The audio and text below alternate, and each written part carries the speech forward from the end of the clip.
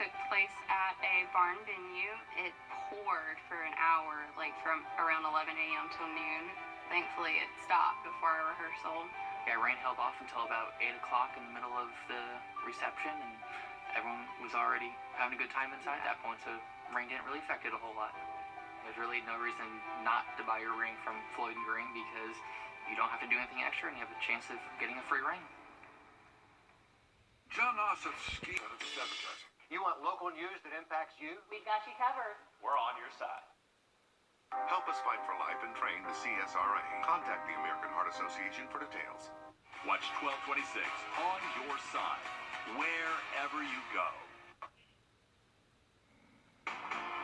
On your side, this is News 12 First at 5. A live look here from the coast as Hurricane Sally spins away in the Gulf, and here in Augusta we're under a flash flood watch. This is a live look from one of the cameras at Pensacola Beach. You can see the conditions there. Riley is tracking a storm and also tracking what we can expect around here. Day tradition out the window, not happening because of the pandemic.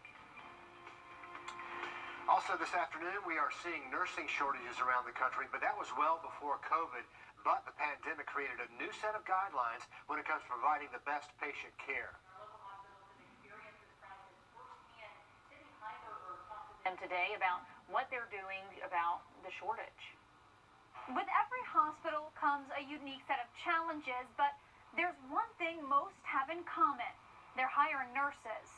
Augusta University says they currently employ 1,500 nurses, but need about 200 more. They say COVID patients require one nurse per one patient. Normally, nurses in the ICU treat 2 patients per nurse. In order to accommodate that workload, they had to divert nurses from other parts of the healthcare system to the ICU units. This past Monday, those nurses got to return to their original assignments. Doctors Hospital says they currently have about 650 nurses on staff, but today they held a hiring event to try and recruit 137 more. We're in the process of rebuilding, and so we're adding to our nursing workforce to support those additions and just resuming normal operations. We're always trying to get better, and so the way we do that is to bring on more and more talented people. Interestingly, not every local hospital says the pandemic made things worse. Tonight on News 12 at 6 o'clock, why one local hospital says the pandemic may have actually helped ease the burden. Reporting in Augusta, Sydney Heiberger, on your side. And it won't look like this come game day in Athens. The University of Georgia announcing today it will not permit tailgating on campus this season, something we never expected to hear. UGA did say fans will be allowed to gather near their vehicle with family members or those with whom they traveled and plan to sit with there in the stadium. The university says the decision is consistent with the approach taken by other SEC schools like Alabama, Florida, LSU, Auburn, and Ole Miss. Let's head outside now as we get a live look at Grovetown. A lot of cloud cover today. Hard to believe we are under a flash flood watch, and that is due to a hurricane in the Gulf, Riley. And that's going to be the main impact from Sally for us, Richard, is definitely that heavy rain impact. We already have some of our western counties underneath this flash flood watch. That does include places like Wilkes, Tolliver, Hancock, Washington, Warren, Glasscock County, and Jefferson as well. We're likely going to see more of these flash flood watches issued as we head later into tonight, and we're not really expecting the heaviest rain from Sally for us here until we get to tomorrow night and throughout the day on Thursday. So a very slow-moving system. Even though Sally is still a hurricane, it's not really strengthening all too much, just barely maintaining that Category 1 strength, slowly making its way on shore starting tomorrow morning and then continuing that path towards us heading into Friday. It is going to be a much weaker system by the time it hits us, but it's still going to be producing significant rain. And the reason is because we still have this stalled front now to our south. This is what brought us the showers overnight into early this morning. So all that tropical moisture just going to be riding up that front and just producing widespread heavy rain. We have a lot to talk about in that full forecast coming up in about 10 minutes. Riley, thank you. After hours of debate, the South Carolina State House just passing the absentee expansion bill. If you're worried about coronavirus, this allows you to skip the trip to the poll. It's now headed to the governor's desk. He is expected to sign it. Essentially, every registered voter in South Carolina is eligible now to vote absentee. A spokesperson for the governor confirms the governor will sign that bill into law. About 100 people protested at the State House calling coronavirus cases statewide. About 1,500 new cases in Georgia as the state creeps closer to 300,000 cases total. 48 more people have died. In South Carolina, just over 700 new cases, 22 more deaths, with nearly 3,000 COVID deaths across the state. Here at our local hospitals, daily case averages are staying on the low side. AU Health with 24 new cases, but we've been used to seeing them in the hundreds there. University, doctors, the Charlie Norwood VA, all with 5 or fewer new cases. University Hospital still has 47 COVID patients in-house, but AU Health and doctors now have fewer patients, and we're waiting to hear back from Aiken Regional Medical Centers today. Those wildfires still raging out west. Dozens of people dead in 3 states. At least 24 people are missing right now. In California, more than 3 million acres have burned. More than 16,000 firefighters are on the ground trying to stop these flames. And the choking smoke so severe, the National Weather Service says it's created a haze that's streaming across the country. Wildfires in California have now burned an area larger than the size of Connecticut. The governor there says he's not seen anything like it. I've been on so many fires over the last 7-8 years throughout the state. We've never been more stretched in our resources than over the last month. The wildfires have been California's deadliest so far this year, and it's around 40% contained. In Oregon, where nearly 24 people are still missing, the state has set up its first mobile morgue. And a local Red Cross volunteer is in California helping people affected by those wildfires. Marcia Bergthold normally works from an Aiken office, but she says this wildfire is unique because of COVID, which just adds another layer of threat for evacuees and those volunteers. In this particular case, they're trying to protect not only the evacuees, but the Red Cross workers as well. And as you can imagine, we're just extremely short on enough volunteers because there's a lot of concern with that, or a lot of our workforce might be susceptible to catching COVID, so that kind of limits what they're able to do. And Marcia says she got there Friday. She plans to help out for a couple of weeks. Wildfires are also ravaging Brazil's Amazon rainforest. A team of just 5 firefighters are working hard to fight the flames.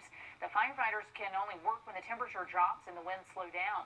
That 5-man team covers an area of more than 32,000 square miles, about the size of South Carolina. So I think they may need a few more people. Illegal logging, mining, and farming operations have been blamed for most of those fires in the Amazon region. An expensive Olympic delay. The CEO of Tokyo's Olympics, though, is disputing figures from a report calling the 2020 Games the most expensive in history. The study from Oxford University said the delay will cost billions more. Organizers have yet to come up with a figure on what their cost will be, but the latest budget released in late 2019 before the delay put the Olympic cost at $12.6 billion. The CEO said organizers are renegotiating those sponsor contracts that are only valid through the end of this year. These buses don't run on gas. They are all electric. It's part of a new push for our health, even the economy. We'll explain in 90 seconds. And we are expecting significant rain in some portions of the CSRA. All this is thanks to Sally. We'll have that full forecast coming up. Take a look at He can fix it. Well, we know pollution isn't good. Studies have shown it can increase the risk of lung disease, heart problems, and cancer. And there's a new push to replace gas-powered vehicles with electric ones.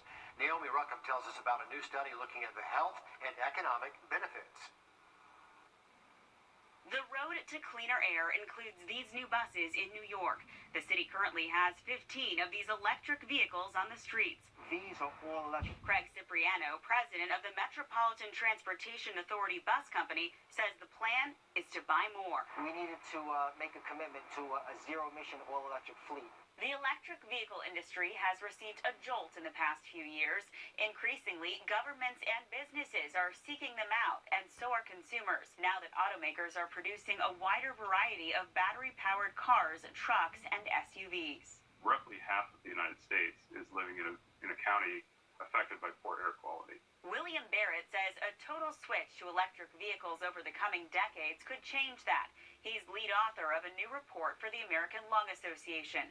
The study finds getting gas engines off the road would reduce pollution and in turn provide a major health benefit. We could save 6,000 lives per year we could avoid 93,000 asthma attacks. Barrett says it would also save workers and businesses money. And we could see over 415,000 lost work days due to respiratory health issues avoided because of cleaner air. The annual benefit to public health could reach $72 billion.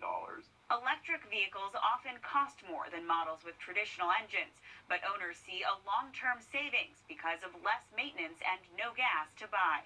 Each year, our 6,000 bus fleet uses about 45 million gallons of diesel fuel.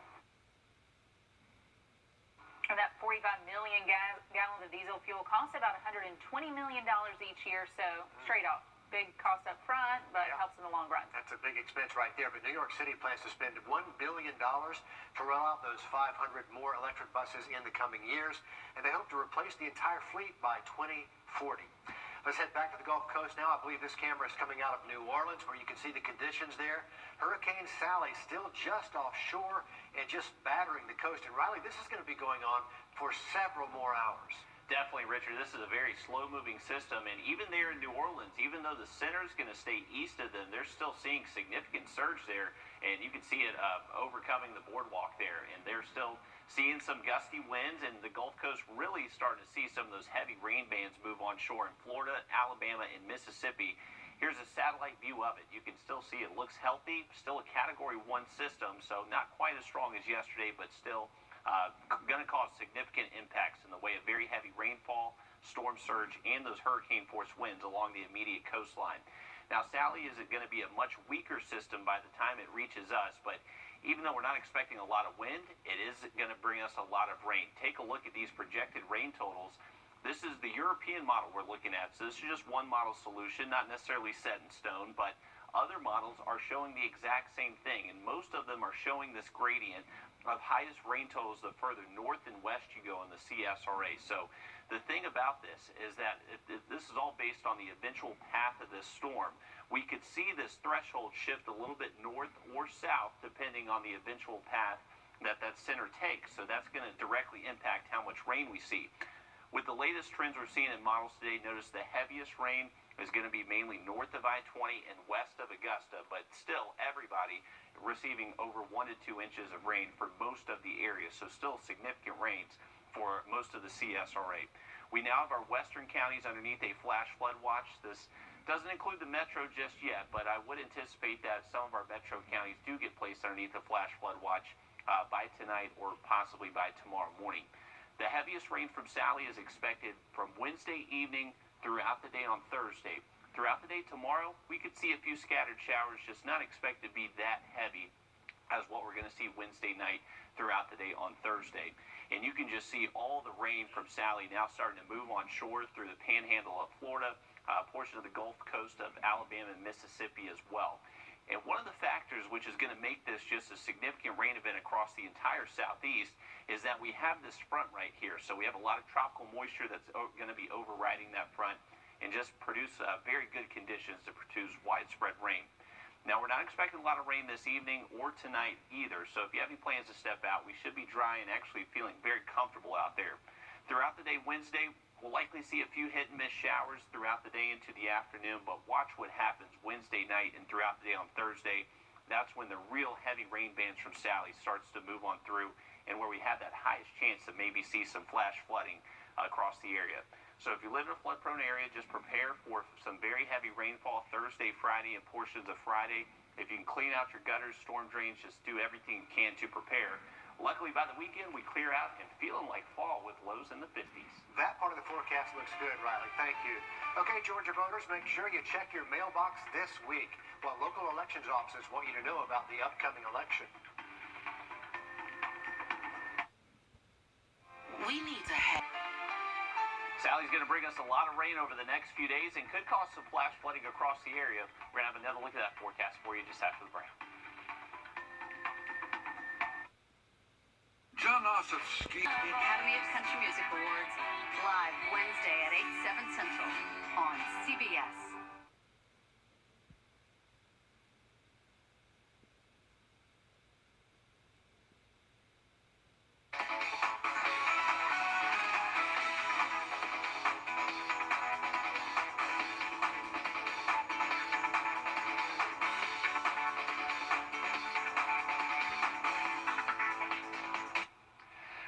we do have the risk of flash flooding over the next few days, most likely between Wednesday night and early Friday morning. Remember, you never want to drive through a flooded roadway. On average, most weather fatalities happen in floodwaters. People trying to drive through them, walk through them. It doesn't take a lot of moving water to knock you off your feet.